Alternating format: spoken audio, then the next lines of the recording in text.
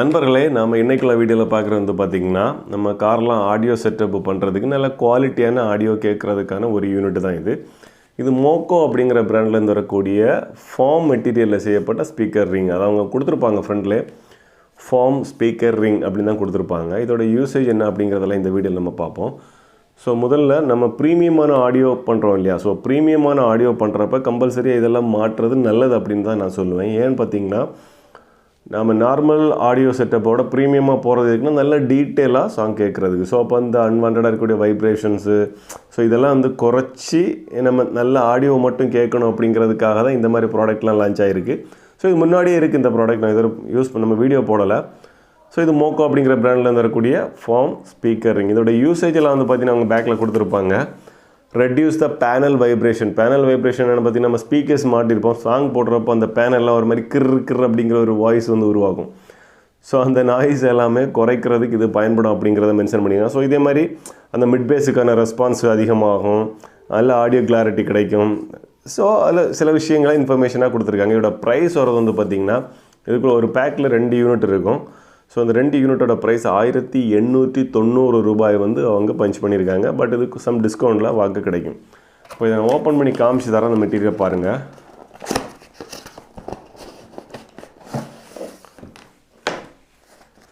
இதான் வந்து பார்த்திங்கன்னா இந்த மெட்டீரியல். ஸ்பீக்கருக்கு இதே மாதிரி 2 யூனிட் வரும் பார்த்துக்கோங்க. ஒன்று வந்து பார்த்திங்கன்னா நம்ம ஸ்பீக்கருக்கு உள்பக்கம் டோரில் வந்து உள்பக்கமாக ஒட்டிக்கிறது. இன்னொரு யூனிட் வந்து பார்த்திங்கன்னா ஸ்பீக்கருக்கு வெளிப்பக்கம்.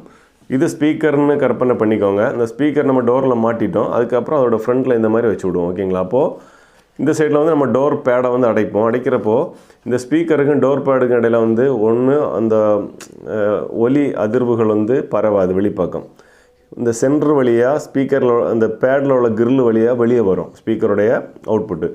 இன்னொன்று என்னென்னா, இது வந்து டைரெக்டாக நம்ம பேடு போய் நம்ம டோரில் உள்ள பேட் இருக்குல்லையா, டோர் பேடு, அது போய் இந்த ஃபேஸில் தொட்டுக்கிட்டு இருக்கிறப்போ இந்த ஸ்பீக்கர் வைப்ரேஷனால் உங்களுக்கு அந்த பேடில் வைப்ரேஷன் ஃபீல் ஆகாது. ஸோ இப்படிப்பட்ட சில நல்ல குணாதிசயங்கள் உண்டு.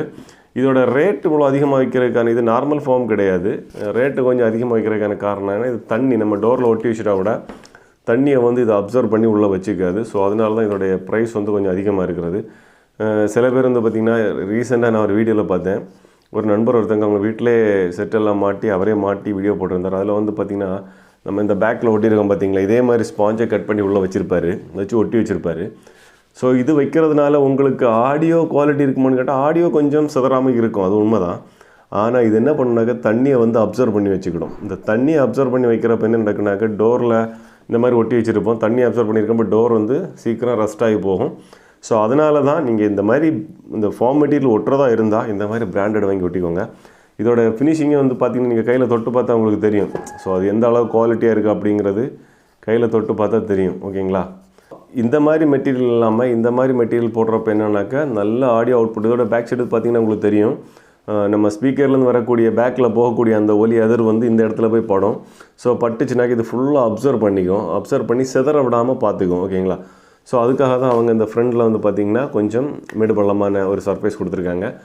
அது மட்டும் இல்லை, இந்த மெட்டீரியல் வந்து நீங்கள் கையில் எடுத்து பார்த்தீங்கன்னா தெரியும், நார்மல் ஃபோம் மாதிரி இருக்காது, ஒரு வித்தியாசமாக ஒரு ஆயில்டு ஃபோம் மாதிரி ஒரு வித்தியாசமாக இருக்குது. ஸோ கை வச்சு அமைக்கி பார்க்குறப்ப அதோட வித்தியாசம் உங்களுக்கு புரியும். ஸோ இது தண்ணி அப்சர்வ் பண்ணிக்காது அப்படிங்கிறனால நல்ல குவாலிட்டியாக இருக்கும், நமக்கு டோரும் ரெஸ்ட் ஆகாது. ஸோ நீங்கள் ஒட்டுறதுன்னு முடிவு பண்ணிங்கன்னா இந்த மாதிரி கொஞ்சம் குவாலிட்டியாக வாங்கி ஒட்டிக்கோங்க. நார்மல் இந்த மாதிரி ஃபார்மெல்லாம் வாங்கி ஃபெவிகால் அப்படிலாம் வச்சு ஒட்டாதுங்க. ஸோ அந்த வீடியோவை நான் ஷேர் பண்ணலை, அந்த வீடியோவில் இருக்குது, அவங்க ஃபெவிகால்லாம் தடவி டோரில் ஒட்டியிருப்பாங்க.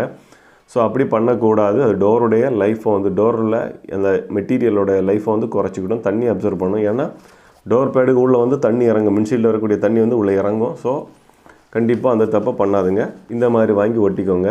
நான் இது வீடியோ பண்ண வேணாம்னு தான் நினச்சிட்டு இருந்தேன்.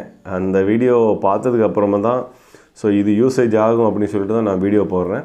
ஸோ இது ப்ரைஸ் வந்து பார்த்திங்கன்னா கொஞ்சம் அதிகமாக இருந்தாலும் ஸோ உங்களுக்கு நல்ல ஒர்த்து இருக்கும், அவுட்புட்டில் கண்டிப்பாக வித்தியாசம் இருக்கும். அப்போது உங்களுக்கு இந்த வீடியோ பிடிச்சிருக்குன்னு நினைக்கிறேன். நாம் மற்றொரு வீடியோவில் சந்திக்கலாம். அது வரைக்கும் நன்றி, வணக்கம்.